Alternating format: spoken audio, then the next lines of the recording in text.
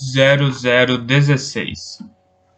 Descobri mais tarde, naquela mesma noite, algumas horas depois de Shoto sair de minha fortaleza. Eu estava sentado em meu centro de comando, segurando a chave de jade e recitando sem parar a frase impressa na superfície. Desembeste fazendo o teste. Na outra mão, eu tinha um papel alumínio prateado. Olhei para a chave e para o papel de novo. Olhei para a chave e para o papel e de novo para a chave, enquanto eu tentava desesperadamente fazer a conexão entre eles. Estava fazendo aquilo havia horas, e não estava chegando a lugar nenhum. Suspirei e guardei a chave, então coloquei o papel alumínio sobre o painel de controle na minha frente. Cuidadosamente, alisei todas as dobras e rugas. O papel alumínio tinha um formato quadrado com 15 centímetros de cada lado. Um papel alumínio de um lado, papel branco e comum do outro. Abri o software de análise de imagem e fiz um escaneamento de alta resolução dos dois lados da embalagem. E então aumentei as duas imagens em meu display e analisei pedacinho por pedacinho. Não consegui encontrar nenhuma marca, nem letras em parte alguma, em nenhum dos lados do papel. Eu estava comendo salgadinhos de milho naquele momento, por isso usava a voz para operar o software de análise de imagens. Eu o instruí a reduzir o zoom de escaneamento do papel e centralizar a imagem do display.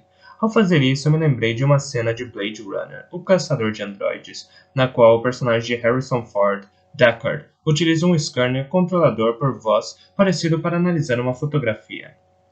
Ergui o papel e dei mais uma olhada. Quando a luz refletiu na superfície do papel, pensei em fazer um aviãozinho com ele e jogá-lo pela sala. Isso me fez pensar em origami, que me trouxe outra lembrança de Blade Runner, uma das últimas cenas do filme, e foi então que a ficha caiu. Unicórnio, sussurrei. Assim que disse a palavra unicórnio, o papel começou a se dobrar sozinho, bem ali, na palma da minha mão. O pedacinho quadrado de papel alumínio se dobrou ao meio diagonalmente, criando um triângulo prateado. Ele continuou a se dobrar em triângulos menores e até em pequenos losangos, até formar uma figura de 4 pernas que tinha uma cauda, uma cabeça e, por fim, um chifre. O papel havia se dobrado até formar um unicórnio prateado de origami, uma das imagens mais icônicas de Blade Runner. Eu já estava descendo de elevador para meu hangar e gritando para que Max preparasse o Vonnegut para partir. Desembeste fazendo o teste. Agora eu sabia exatamente a que teste aquela frase se referia, e aonde eu precisava ir para realizá-lo. O unicórnio de origami havia revelado tudo para mim. Havia nada menos que 14 referências a Blade Runner no texto do Almanac de Anorak. Aquele tinha sido um dos 10 filmes favoritos de Halliday de todos os tempos, e o filme era baseado em um romance de Philip K. Dick, um de seus autores preferidos também. Por esses motivos, eu já tinha assistido a Blade Runner mais de 50 vezes e memorizado todas as cenas do filme e todas as palavras dos diálogos. Conforme o Vonnegut atravessava o hiperespaço, abri a versão do diretor de Blade Runner em uma janela do meu display e adiantei o filme para checar duas cenas em especial.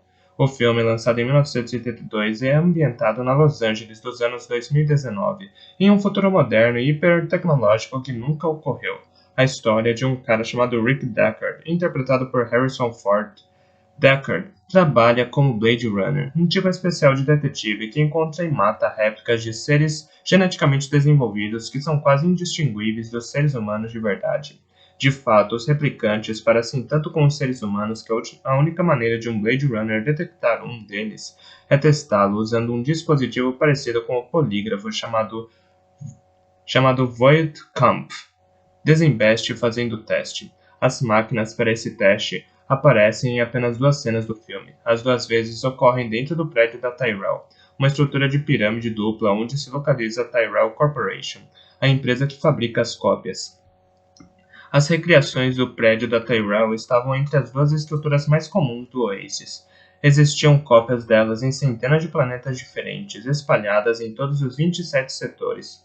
Isso porque o código do prédio estava incluído como um template integrado no software de construção World Builder, no Oasis, juntamente com centenas de outras estruturas emprestadas de diversos filmes de ficção científica e séries de TV.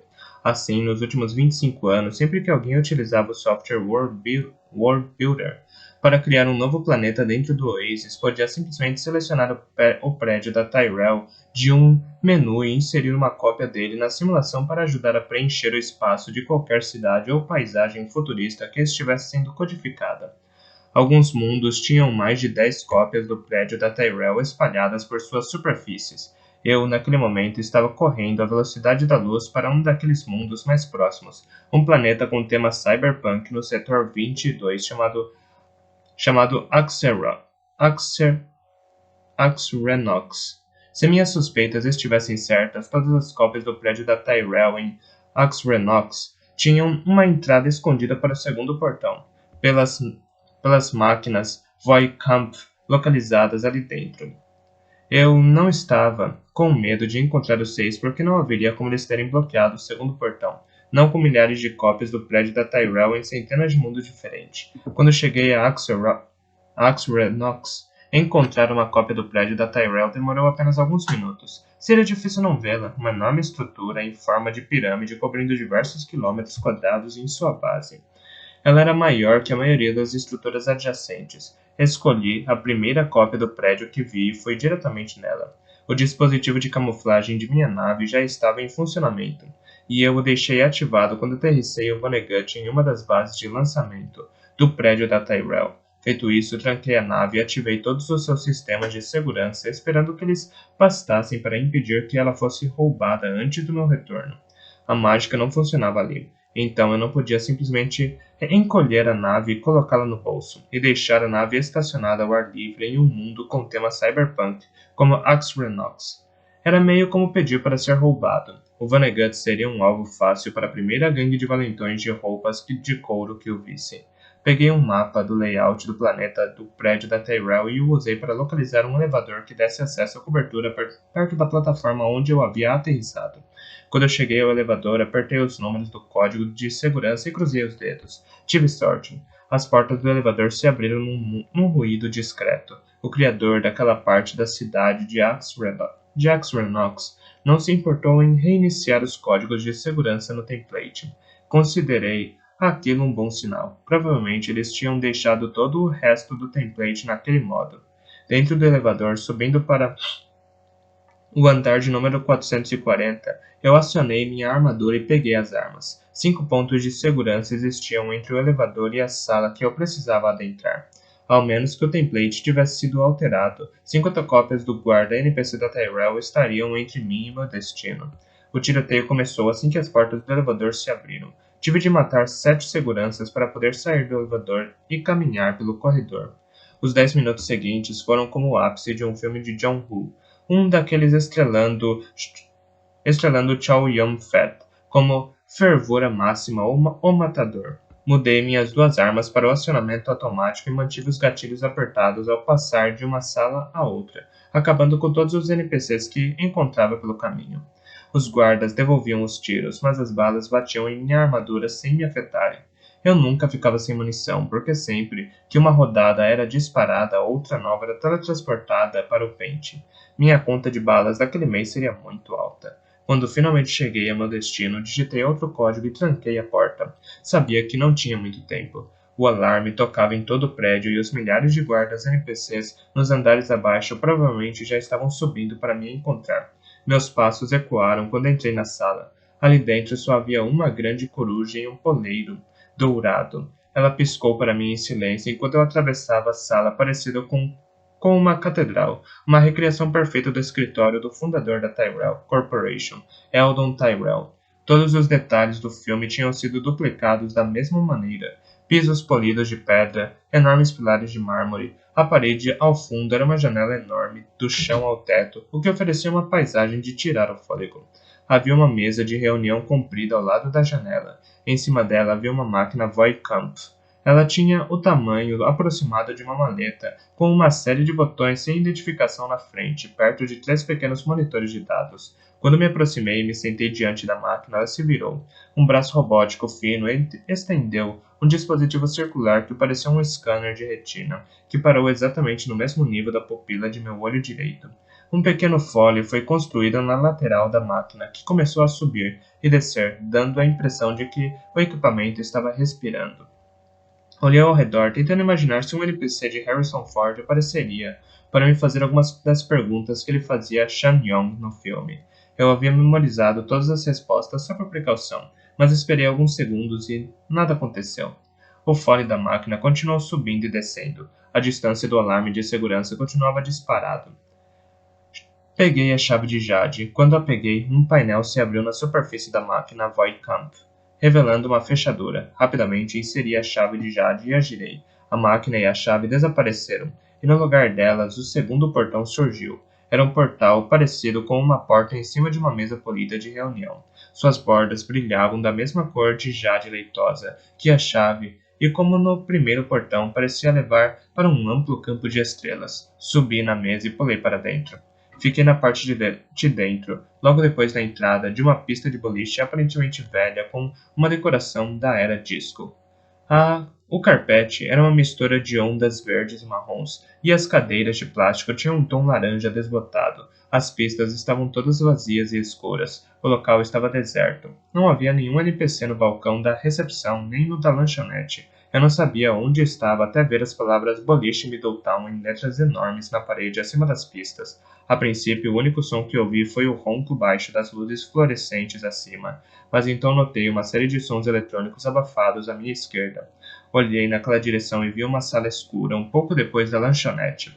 Acima da entrada, que lembrava a fenda de uma caverna, havia um placar luminoso.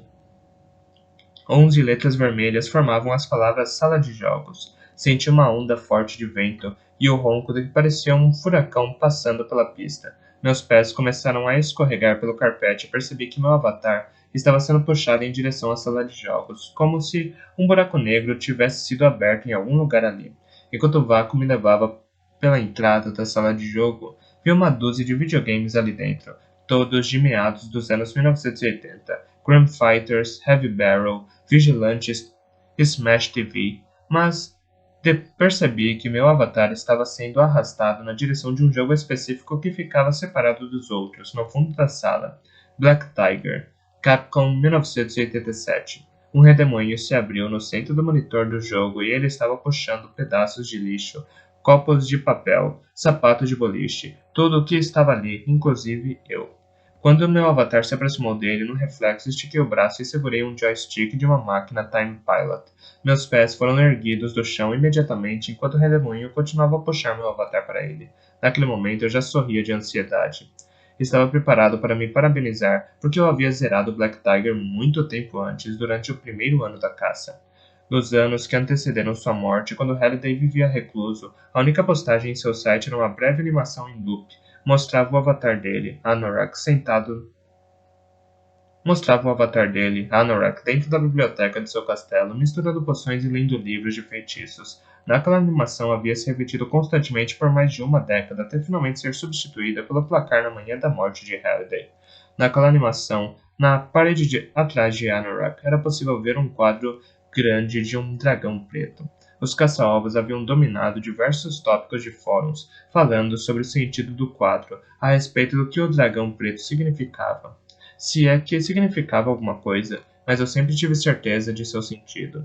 Num dos primeiros textos no almanaque de Anorak, Halliday escreveu que sempre que seus pais começavam a gritar um com o outro, ele saía de casa e ia com sua bicicleta até a pista de boliche da região para jogar o Black Tiger, porque aquele era um jogo que ele conseguia fechar com apenas 25 cents. 23234 por 25 cents. O Black Tiger me deixa escapar de minha droga de vida por 3 maravilhosas horas. Um negócio muito bom. O Black Tiger foi lançado no Japão com seu título original Buraco Doragon, Dragão Negro. O jogo havia recebido outro nome para o lançamento nos Estados Unidos. Eu havia deduzido que o quadro do dragão negro na parede do escritório de Anorak tinha sido uma dica de que o Buraco Doragon desempenharia um papel essencial na caça. Assim, passei a estudar o jogo até chegar ao seu final com apenas uma moeda, como Halliday. Depois disso, continuei jogando a cada poucos meses só para não enferrujar. E agora parecia que minha inteligência e minha disciplina seriam recompensadas. Só consegui segurar o joystick do Time Pilot por alguns segundos. Depois disso, minha mão escorregou e meu avatar foi sugado diretamente para dentro do monitor do Black Tiger. Tudo ficou escuro por um momento. E então me vi em um ambiente surreal. Estava dentro de um corredor estreito de masmorra. À minha esquerda havia uma parede alta de pedra cinza com um crânio gigantesco de dragão ali. A parede era extremamente alta, desaparecendo nas sombras acima. Não consegui ver o teto. O chão da masmorra era formado por plataformas circulares flutuantes de lado a lado em uma fila comprida que se estendia escuridão adentro. À minha direita, além das plataformas, não havia nada, apenas um espaço sem fim, preto e vazio. Eu me virei, mas não havia saída atrás de mim. Apenas mais uma parede alta de pedra, estendendo-se na escuridão infinita acima. Olhei para o corpo do meu avatar. Agora eu estava exatamente como o guerreiro bárbaro, musculoso e seminu do Black Tiger, usando uma tanga e um capacete com chifres. Meu braço direito desapareceu em uma estranha manopla de metal da qual pendia uma corrente retrátil comprida. Uma corrente retrátil comprida com uma bola de espinhos de metal na ponta. Havia 3 adagas em minha mão. Quando eu as soltei na escuridão de meu lado direito, mais 3 adagas idênticas apareceram imediatamente em minha mão. Quando eu tentei pular, descobri que conseguia saltar 90 metros para cima e pousar em pé com a graça de um gato. Agora eu compreendia. Estava prestes a jogar Black Tiger. Que legal! Mas não seria o jogo de plataforma bidimensional de 50 anos atrás que eu dominava. Ali estava eu, dentro de uma versão nova, imersiva e tridimensional do jogo que Halliday havia criado. Meu conhecimento a respeito da mecânica do jogo, assim como das fases e dos inimigos, me seria útil, mas o jogo seria totalmente diferente e exigiria um conjunto bem distinto de habilidades. O primeiro portão havia me colocado dentro de um dos filmes favoritos de Halliday, e agora, o segundo portão havia me colocado dentro de um de seus videogames favoritos. E quando eu pensava nas implicações daquele padrão, uma mensagem começou a piscar em meu display. Vá!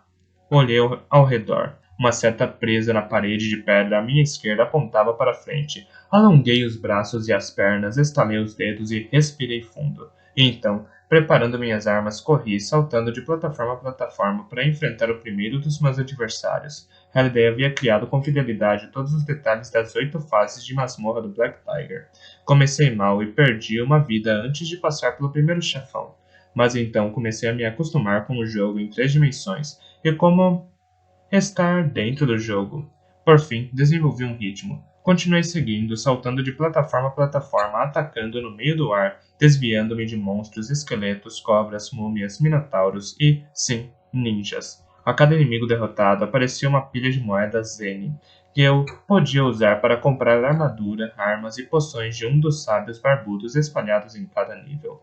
Esses sábios aparentemente acreditavam que montar uma pequena loja no meio de uma masmorra repleta de monstros era uma boa ideia. Não havia intervalos e de nenhuma maneira eu podia pausar o jogo.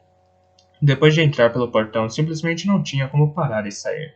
O sistema não permitia. Mesmo retirando o visor, continuaria logado. A única maneira de sair de um portão era passando por ele, ou morrendo. Consegui passar por todas as 8 fases do jogo em menos de 3 horas. O mais perto que cheguei da morte foi durante uma batalha com o último inimigo, o Dragão Negro, que, claro, era exatamente como aquele do quadro no escritório de Anorak. Eu já havia usado todas as minhas vidas extras e minha barra de vitalidade estava quase no zero, mas consegui continuar e me manter afastado do bafo de fogo do dragão, enquanto lentamente ia diminuindo seu medidor de vida com um ataque constante de adagas lançadas. Quando dei o último golpe, o dragão virou poeira digital na minha frente. Suspirei longamente, exausto e aliviado.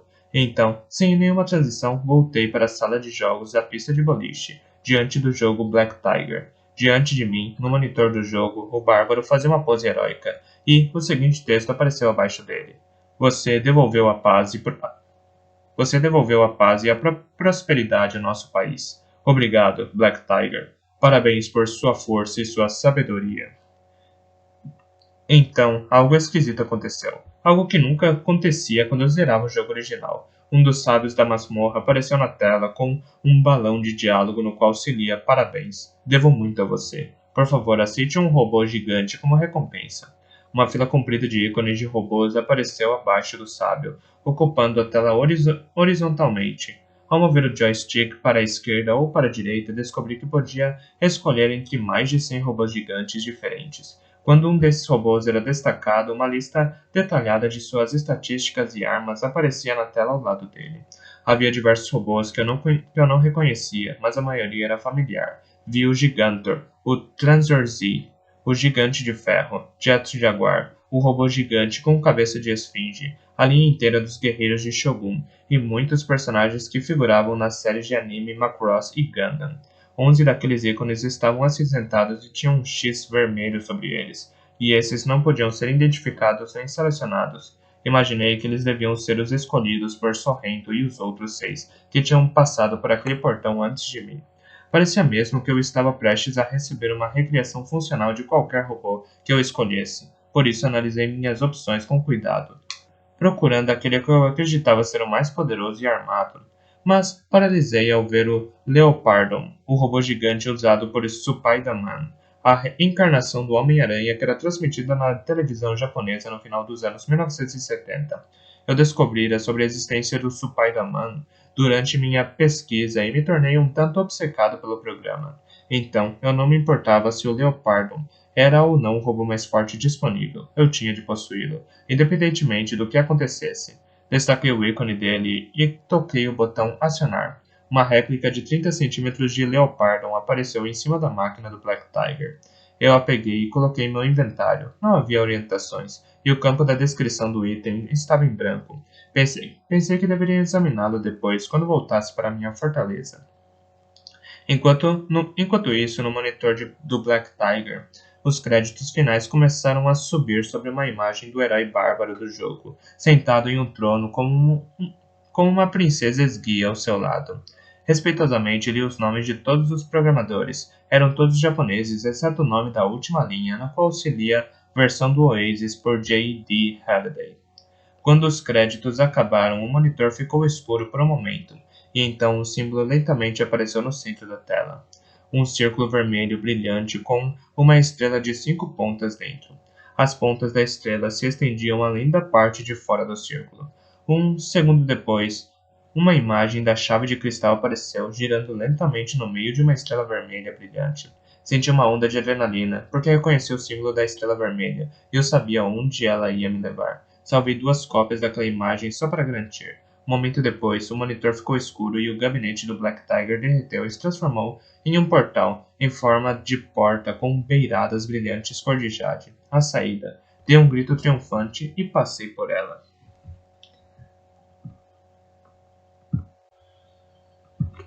0027. Quando saí pelo portão, meu avatar reapareceu dentro do escritório da Tyrell. A máquina Voight-Kampff havia reaparecido em seu local original, em cima da mesa ao meu lado. Conferi a hora. Mais de 3 horas tinham se passado desde que eu havia entrado pelo portão. A sala estava vazia, exceto pela coruja, e os alarmes não estavam mais tocando. Os guardas NPCs deveriam ter entrado e vasculhado o local enquanto eu ainda estava dentro do portão, porque não pareciam mais estar à minha procura. A barra estava limpa. Voltei para o elevador e subi na plataforma de lançamento sem incidente. E, graças ao Chrome, o Vonnegut ainda estava parado onde eu havia deixado, com seu dispositivo de camuflagem ainda funcionando. Corri para dentro e deixei Axrenox adotando a velocidade da luz ao entrar em órbita. Quando o Vonnegut passou pelo hiperespaço, eu me direcionei ao portão estelar mais próximo e abri uma das imagens que eu havia gravado no símbolo da estrela vermelha. Então abri meu diário do Graal e acessei a subpasta dedicada à lendária banda de rock canadense Rush.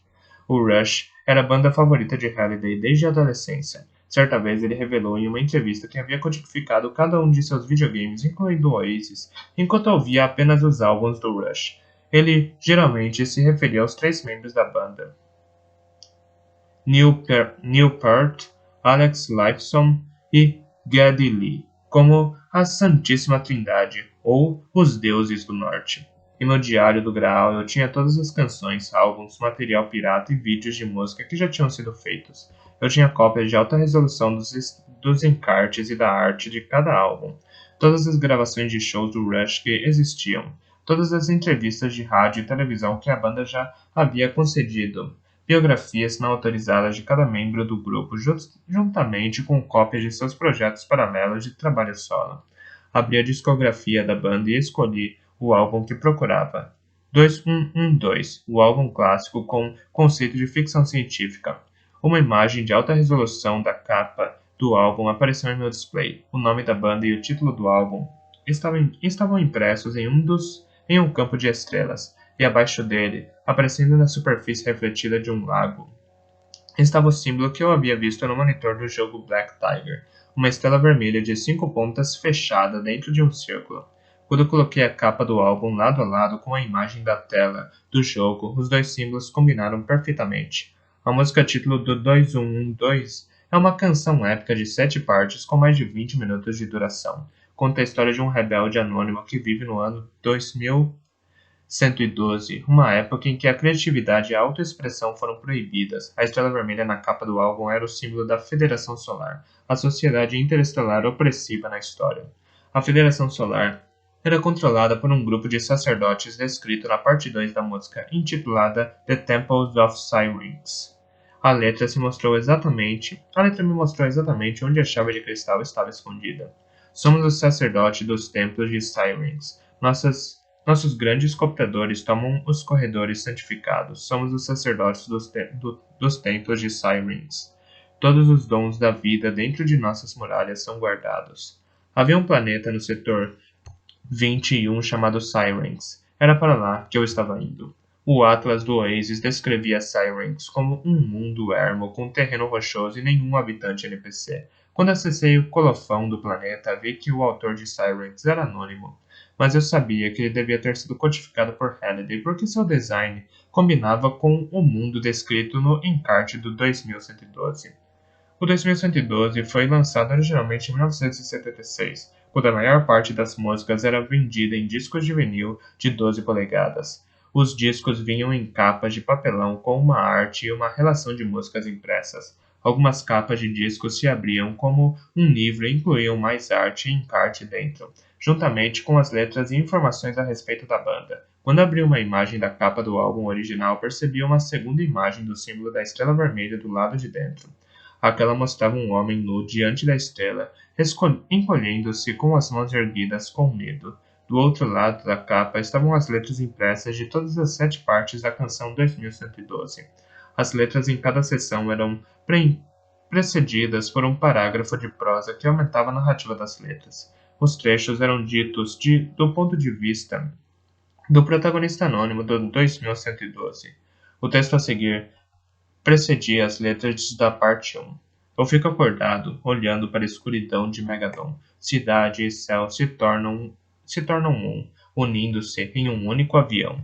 Um mar vasto de cinza ininterrupto. As luas gêmeas como dois orbes pálidos ao atravessarem o céu de aço. Quando minha nave chegou a Syrinx, vi as luas gêmeas Baitor e Snowdog que orbitavam o planeta. O nome delas havia sido tirado de uma outra canção clássica do Rush. E lá embaixo, na superfície sombria do planeta, havia exatamente 1024 cópias de Megadon, a cidade com uma cúpula descrita no encarte. Era o dobro do número de cópias de Zork que existiam em Fraboss, por isso eu sabia que os 6 não teriam como cercar todas elas. Com o dispositivo de camuflagem ligado, escolhi a cópia mais próxima da cidade e aterrissei o Vonnegut perto da muralha de seu dono, analisando ao meu redor para detectar a presença de outras naves. Megadon ficava no topo de um platô rochoso, à beira de um abismo imenso. A cidade parecia em ruínas. Seu enorme domo transparente tinha rachaduras e dava a impressão de que podia desabar a qualquer momento. Consegui entrar na cidade, enfiando-me por uma das maiores frestas na base do domo. A cidade de Megadon me fazia lembrar da capa de um livro de ficção científica dos anos 1950, na qual se via as ruínas de uma civilização que já tinha sido tecnologicamente muito avançada. No centro absoluto da cidade, encontrei um templo alto, em forma de obelisco com muralhas cinza, nas quais o vento batia. Uma enorme estrela vermelha da Federação Solar ficava acima da entrada. Eu estava diante do Templo de Syrinx. O local não estava coberto por um campo de força nem cercado pelos 6. Não havia viva alma ali. Peguei minhas armas e entrei no templo. Ali dentro, supercomputadores enormes em forma de obelisco se alinhavam em filas compridas, preenchendo o templo que parecia uma catedral. Passei por essas fileiras, ouvindo o zunido profundo das máquinas, até finalmente chegar ao centro do templo. Lá encontrei um altar de pedra elevado com uma estrela vermelha de 5 pontas em sua superfície. Ao subir no altar, o zunido dos computadores parou e a câmera ficou em silêncio. Parecia que eu tinha de colocar algo no altar, uma oferenda ao templo de Syrinx. Mas que tipo de oferenda? O robô leopardo de 30 centímetros que eu havia recebido após completar o segundo portão não parecia servir. Tentei colocá-lo sobre o altar, mesmo assim, nada aconteceu. Devolvi o robô ao meu inventário e fiquei ali por um minuto, pensando e pensando.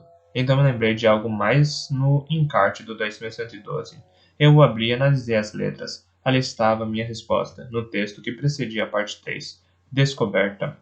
Atrás de minha amada queda d'água na salinha que estava escondida sob a caverna, eu a encontrei. Tirei poeira dos anos e a peguei, segurando-a com reverência. Não fazia ideia do que podia ser, mas era linda. Aprendi a passar os dedos pelos fios e a girar as chaves para fazer com que assumissem sons diferentes. A tocar nos fios com a outra mão, produzi meus primeiros sons harmoniosos e logo minha própria música. Encontrei a queda d'água perto da beirada sul da cidade, dentro da muralha curva do domo atmosférico. Assim que a encontrei, ativei minhas botas de jato e sobrevoei o rio espumante abaixo das quedas, passando pela queda d'água em si. Meu macacão áptico fez o melhor que pôde para simular a sensação de água corrente sobre meu corpo, mas parecia alguém batendo em minha cabeça, ombros e costas com um monte de ripas. Quando atravessei as quedas de água para o outro lado, encontrei a entrada de uma caverna e entrei. A caverna se estreitou em um túnel comprido que dava em uma sala pequena e cavernosa. Vasculhei a sala e descobri que uma das estalagmites protuberantes do chão estava levemente gasta na ponta. Peguei a estalagmite e a puxei em minha direção, mas ela não saiu. Tentei puxá-la e ela cedeu, curvando-se como se estivesse em uma dobradiça escondida como uma alavanca. Ouvi o barulho de pedras atrás de mim e, quando me virei, vi um alçapão se abrindo no chão. Um buraco também havia se aberto no alto da caverna, permitindo a passagem de um feixe de luz forte para dentro de uma minúscula câmara escondida abaixo. Tirei um item de meu inventário e uma varinha, que conseguia detectar armadilhas escondidas, mágicas ou não.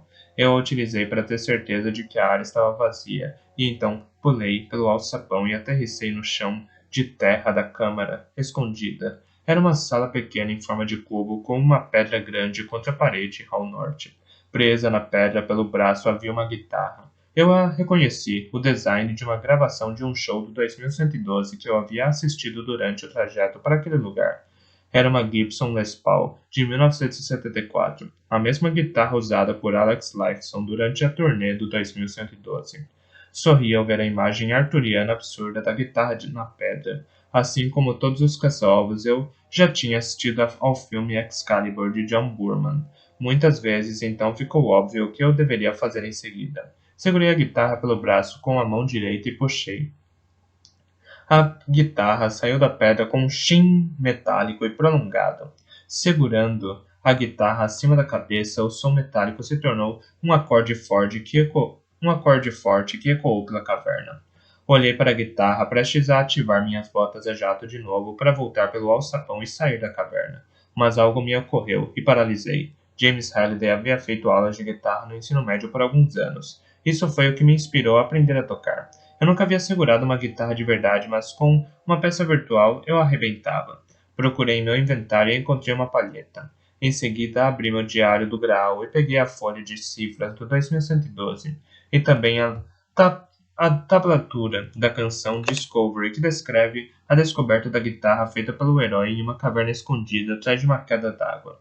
Quando comecei a tocar, o som da guitarra refletiu nas paredes da câmara e ecoou pela caverna, apesar da ausência de eletricidade ou de amplificadores. Quando terminei de tocar a primeira parte de Discovery, uma mensagem apareceu por pouco tempo entalhada na rocha da qual tirei a guitarra. Primeiro era de metal vermelho, o segundo de pedra em tom esverdeado. O terceiro é o cristal mais claro, e sozinho não poderá ser destrancado. Poucos segundos depois, as palavras começaram a desaparecer, sumindo da pedra com o ressoar da última nota que eu havia tocado. Na guitarra, rapidamente salvei uma imagem do enigma, já tentando entender o sentido. Palavras sobre o terceiro portão, claro, e que ele sozinho não poderia ser destrancado. Será que os seis tinham tocado a canção e descoberto a mensagem? Eu duvidava muito. Eles teriam puxado a guitarra da rocha e imediatamente a levado de volta ao templo. Nesse caso, eles provavelmente não sabiam que havia um tipo de truque para destrancar o terceiro portão. Isso explicava porque ainda não tinham chegado ao ovo. Voltei ao templo e coloquei a guitarra sobre o altar. Com isso, os enormes computadores ao meu redor começaram a emitir uma cacofonia de som, como uma grande orquestra começando a tocar. O barulho aumentou a ponto de se tornar ensurdecedor antes de parar de repente. Então surgiu um raio de luz no altar e a guitarra se transformou na chave de cristal. Quando estendi o braço e peguei a chave, um acorde soou e minha pontuação no placar aumentou 25.000 pontos, somados aos 200.000 pontos que eu havia recebido ao passar pelo segundo portão.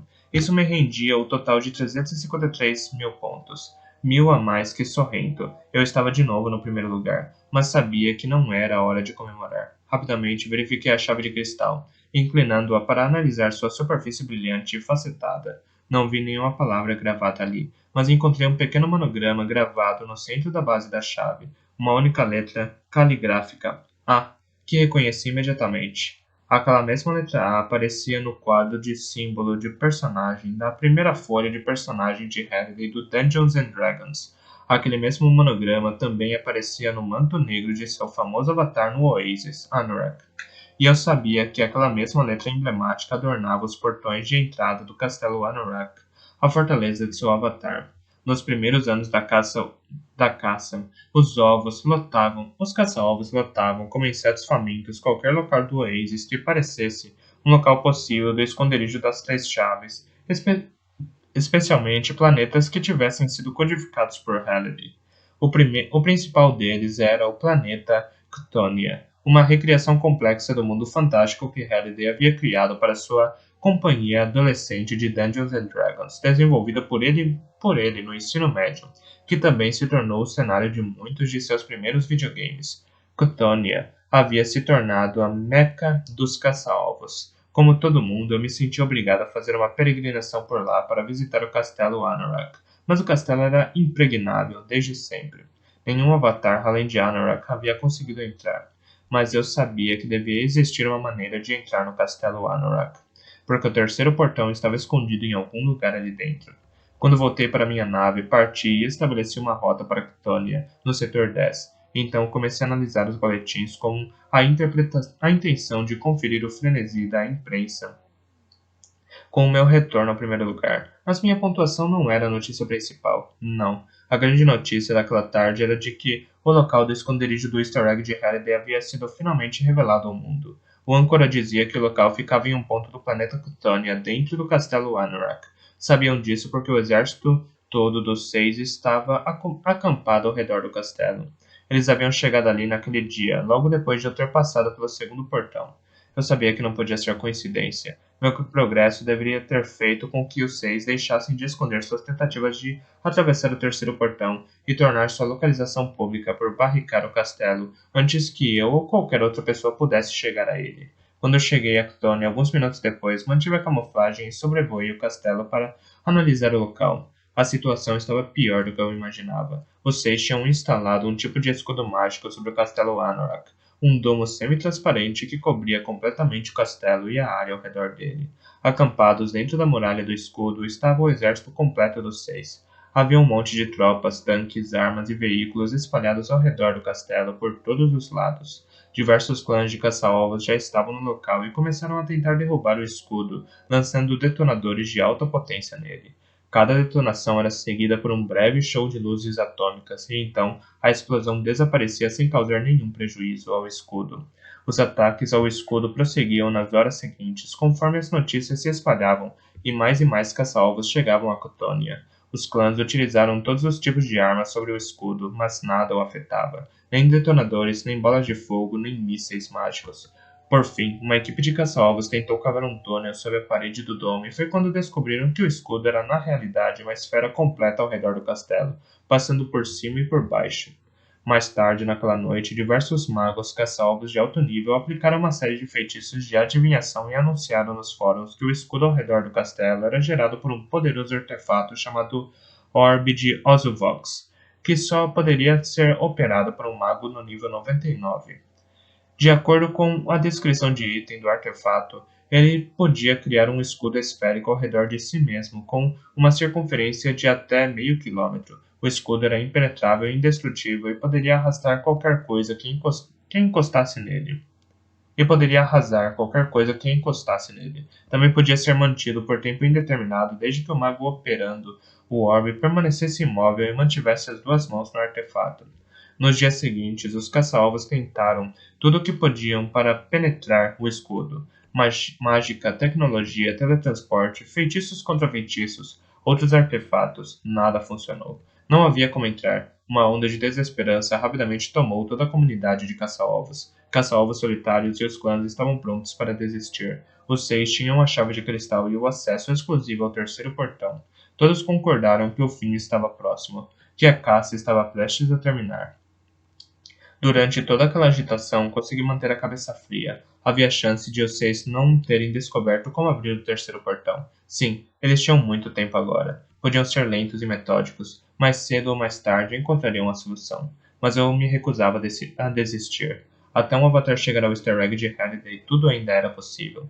Assim como qualquer videogame clássico, a caça simplesmente havia alcançado um nível novo e mais difícil. Um nível novo geralmente exigia uma estratégia totalmente nova. Comecei a arquitetar um plano corajoso e ousado que exigiria muita sorte. Coloquei esse plano em ação, enviando e-mail a Artemis, H e Shoto. Na mensagem expliquei exatamente onde encontrar o segundo portão e como obter a chave de cristal. Quando eu tive certeza de que os 3 tinham recebido a mensagem, dei início à próxima fase do plano. Era a parte que me assustava, porque havia uma boa chance de eu acabar morto, mas naquele momento eu não me importava.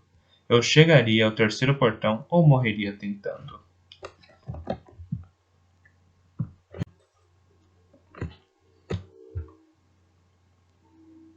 0028.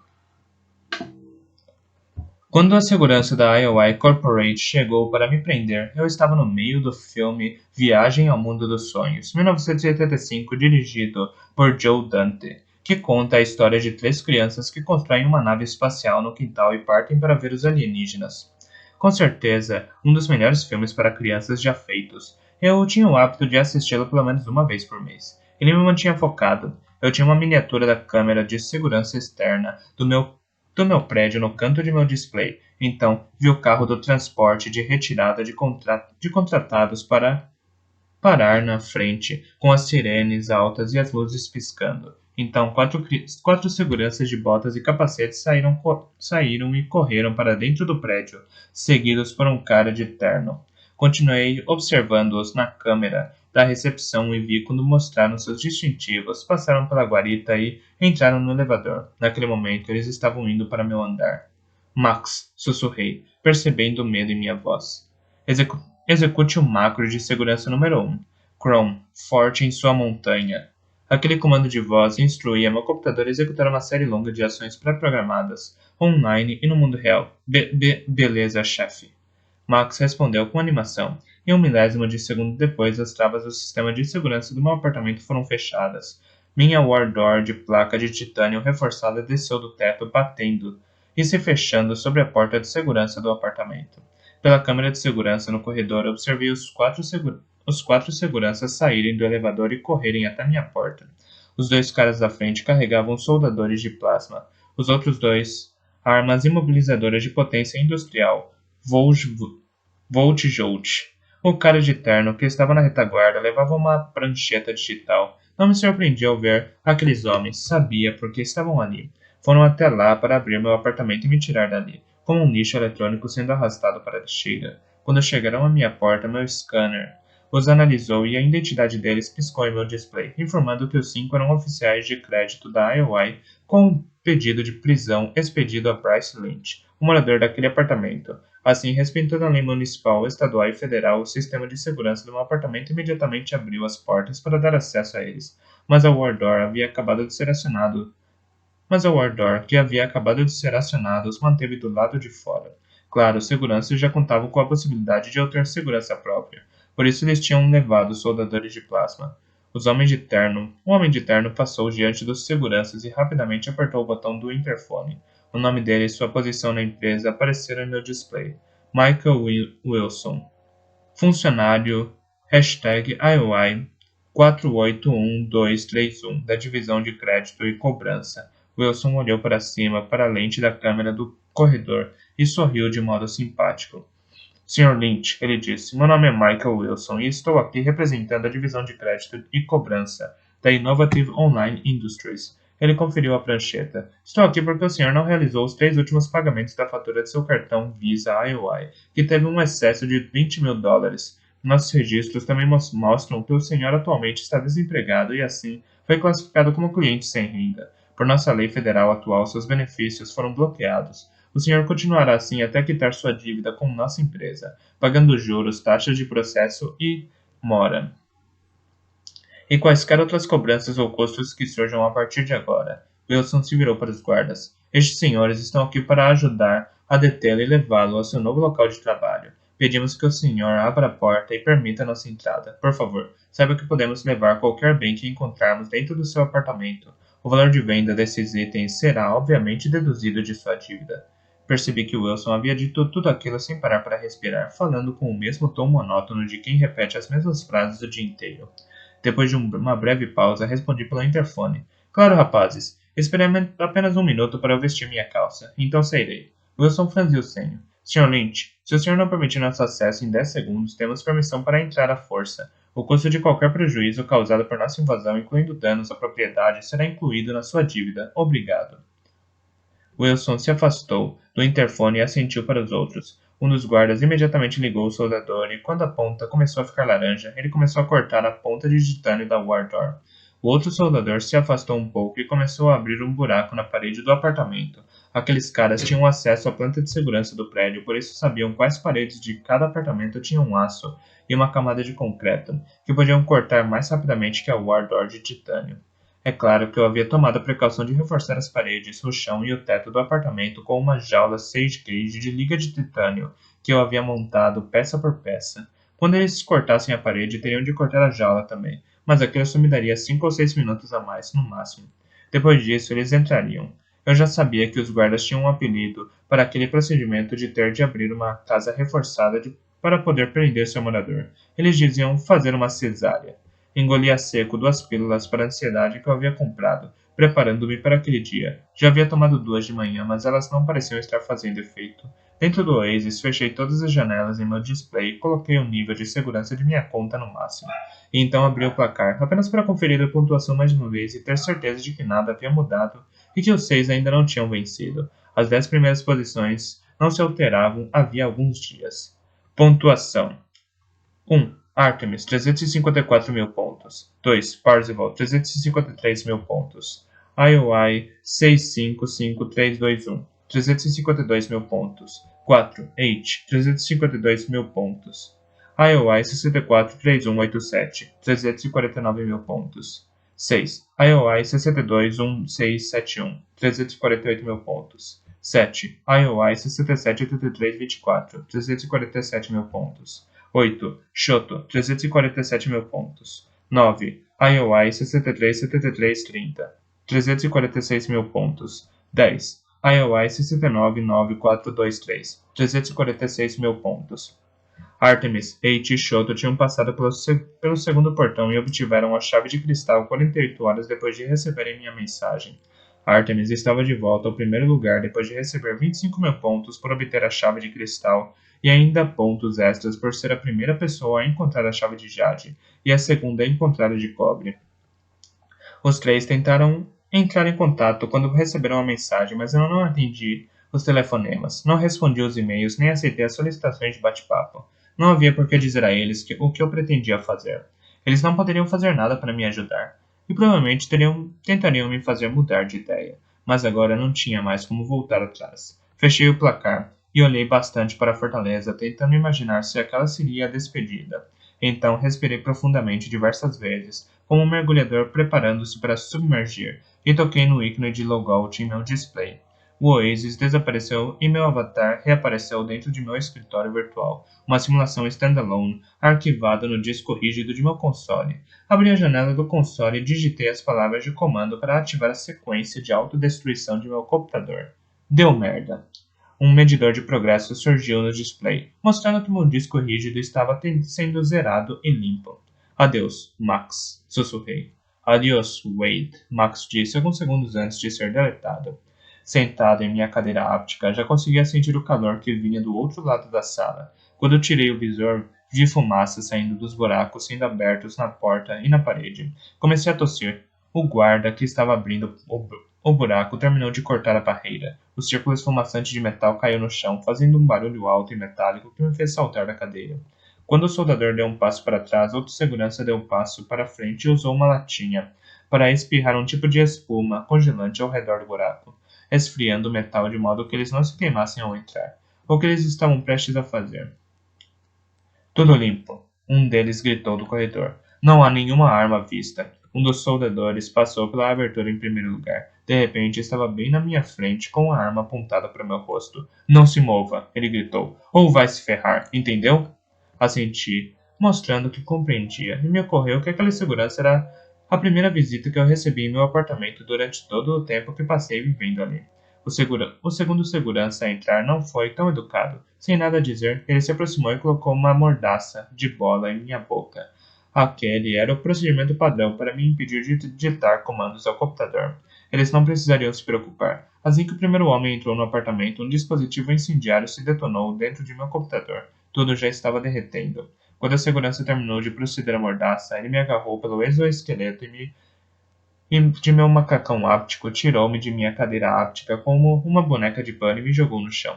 O outro segurança apertou o botão que abre a war door, e os outros dois seguranças entraram correndo, seguidos por Wilson, o cara de terno. Eu me encolhi no chão e fechei os olhos. Comecei a tremer involuntariamente. Tentei me preparar para o que sabia que estava prestes a acontecer em seguida. Eles me levaram para fora. Sr. Lynch, Wilson disse, sorrindo. Estou colocando o senhor sob custódia corporativa. Ele se voltou para os seguranças e disse: Peça à equipe de reparos que venha limpar este lugar. Olhou ao redor e percebeu a fina fumaça que saía de meu computador. Olhou para mim e balançou a cabeça. Isso foi tolice. Poderíamos ter vendido aquele computador para ajudar a diminuir sua dívida. Não consegui responder com a mordaça na boca, por isso salei de ombros e mostrei o dedo do meio. Eles rasgaram meu macacão áptico e o deixaram ali para a equipe de reparos. Fica completamente nu. Eles me deram um macacão cinza descartável para vestir, com uns sapatos de plástico combinando. O macacão parecia uma lixa e eu comecei a me coçar assim que o vesti. Eles tinham me algemado, por isso não foi fácil me coçar. Levaram-me para o corredor. As lâmpadas fluorescentes tiraram a cor de tudo e faziam com que a situação parecesse um filme antigo de preto e branco. Ao descermos no elevador para a recepção, cantarolei de acordo com a música ambiente o mais alto que consegui para mostrar a eles que eu não estava com medo. Quando um dos seguranças apontou a arma imobilizadora para mim, parei. Na recepção, colocaram um casaco de inverno com capuz em mim. Não queriam que eu pegasse uma pneumonia, agora que eu era propriedade da empresa, um recurso humano, e então me levaram para fora, e a luz do sol bateu em meu rosto pela primeira vez em mais de 6 meses. Nevava e tudo estava coberto com uma camada fina de gelo e neve derretida. Eu não sabia qual era a temperatura, mas não me lembrava de ter sentido tanto frio antes. O vento penetrou em meus ossos. Eles me levaram para o caminhão de transporte. Dois outros presos já estavam sentados no escuro, afivelados em cadeiras de plástico, usando visores, pessoas que eles tinham prendido aquela manhã. Os seguranças eram como coletores de lixo fazendo sua coleta diária. O preso à minha direita era um cara alto e magro, provavelmente alguns anos mais velho que eu.